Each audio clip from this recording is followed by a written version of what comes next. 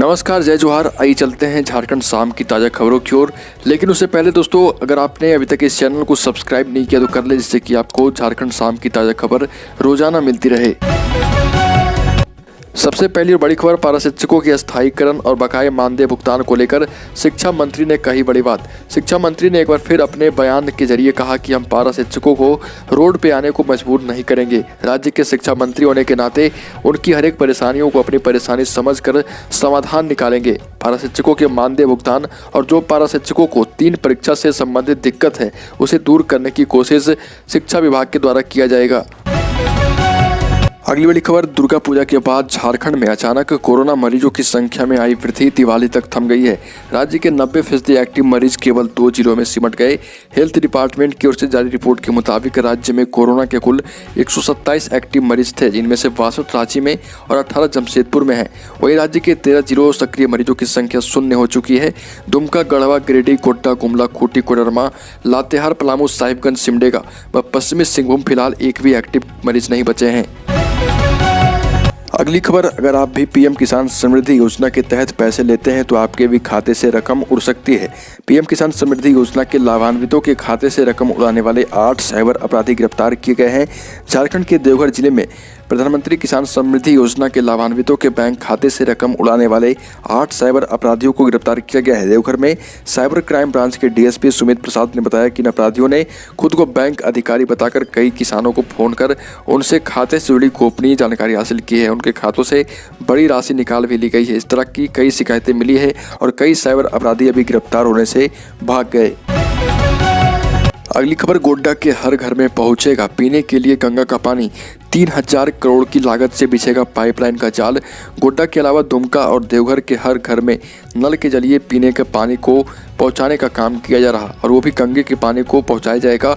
लेकिन किन्हीं वजहों से केंद्र प्रायोजित प्रोजेक्ट पर कभी काम अटक चुका है और झारखंड के गोड्डा वासियों के लिए बड़ी खुशखबरी है। यहाँ के हर घर में जल्द ही पीने के लिए गंगा का पानी पहुंचेगा। इसकी तैयारियां शुरू हो गई है। केंद्र के जल जीवन मिशन योजना के तहत ये काम होगा और 3000 करोड़ रुपए की राशि इस पर खर्च की जाएगी। अगली खबर, झारखंड में इस बार दीपावली के मौके पर लोगों ने जमकर सोने की खरीदारी की।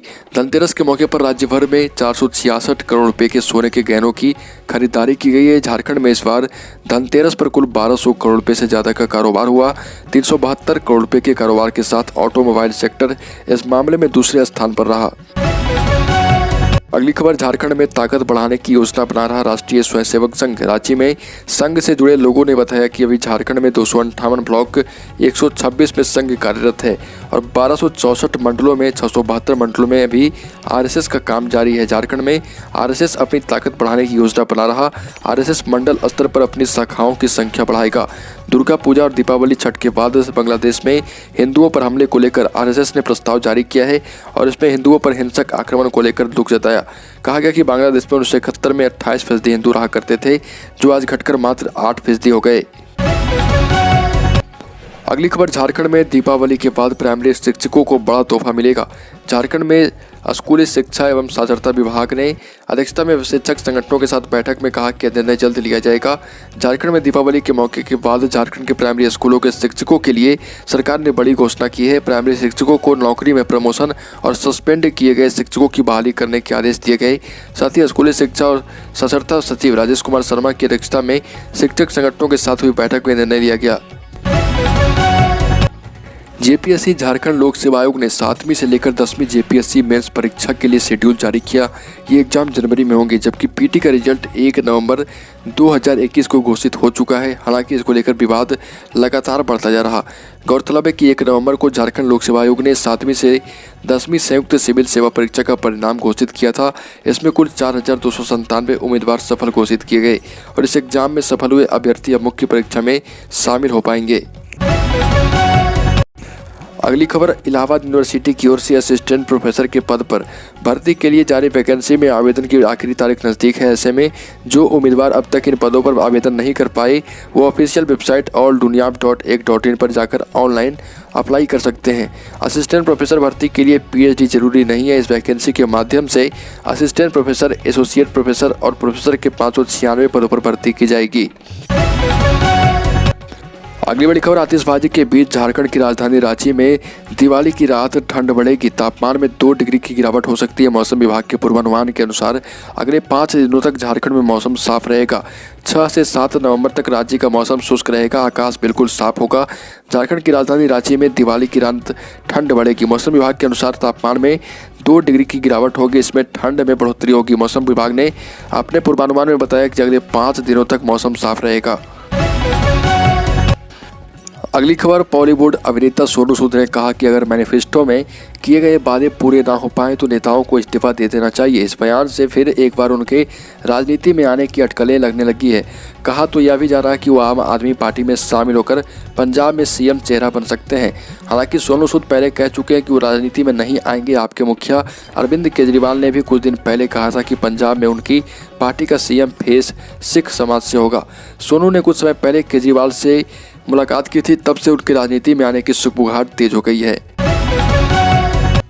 अगली खबर, दीपावली पर पटाखे फोड़ने को लेकर लगे प्रतिबंध के बाद भी पूरे देश में आतिशबाजी हुई। लोगों ने दिल खोलकर पटाखे चलाए, कुछ अपने खुशी के लिए तो कुछ नियमों का मजाक उड़ाने के लिए। लेकिन सुबह होते ही पटाखों का असर साफ दिखने लगा है। दिल्ली एनसीआर का प्रदूषण स्तर खतरनाक के पार चल गया है। लोगों को गले में जलन महसूस हो रही और आंखों से पानी आ रहा। विशेषज्ञ के मुताबिक ये हालात 2 से 3 दिनों तक रहने की संभावना है।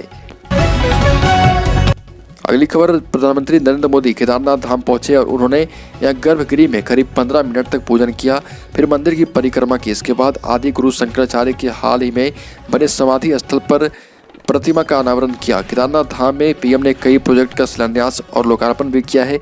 इसके बाद जय बाबा केदार के उद्घोष के साथ पीएम मोदी ने अपना संबोधन शुरू किया। पीएम मोदी ने संबोधन के दौरान 2013 में केदारनाथ में आई तबाही को याद किया और उन्होंने यह भी कहा कि अगला दशक उत्तराखंड का है और यहाँ पर्यटन काफी बढ़ने वाला है।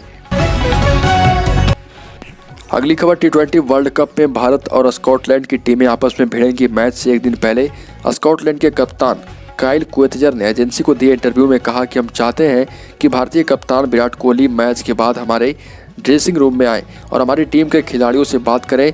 वो क्रिकेट के शानदार ब्रांड एम्बेसडर हैं। हम चाहते हैं कि हमारे खिलाड़ी उनसे बात करें। कोहली, विलियमसन हो या फिर राशिद खान, इनसे सीखने का यही एक सर्वोत्तम तरीका है। पहले हम पब में जाते थे तो बड़े खिलाड़ियों से बातचीत हो जाती थी। चूँकि कोरोना की वजह से यह संभव नहीं है, ऐसे में बड़े खिलाड़ियों से बातचीत नहीं हो पाती है। अगली खबर, त्योहारी सीजन में सर्राफा बाजार में सोने चांदी की दामों में तेजी आई है। India Boolean and jewellers association की वेबसाइट के अनुसार आज यानी 5 नवंबर को सर्राफा बाजार में सोना 164 रुपये महंगा होकर 47,702 रुपये पहुँच गया। वहीं चांदी की बात करें तो 376 रुपये महंगी होकर 63,551 रुपये प्रति किलोग्राम पर पहुँच गई है। तो दोस्तों, झारखंड साफ की ताज़ा खबरों में अभी के लिए इतना ही। अगर आपने अभी तक इस चैनल को सब्सक्राइब नहीं किया तो कर ले, जिससे कि आपको झारखंड साफ की ताज़ा खबर रोजाना मिलती है।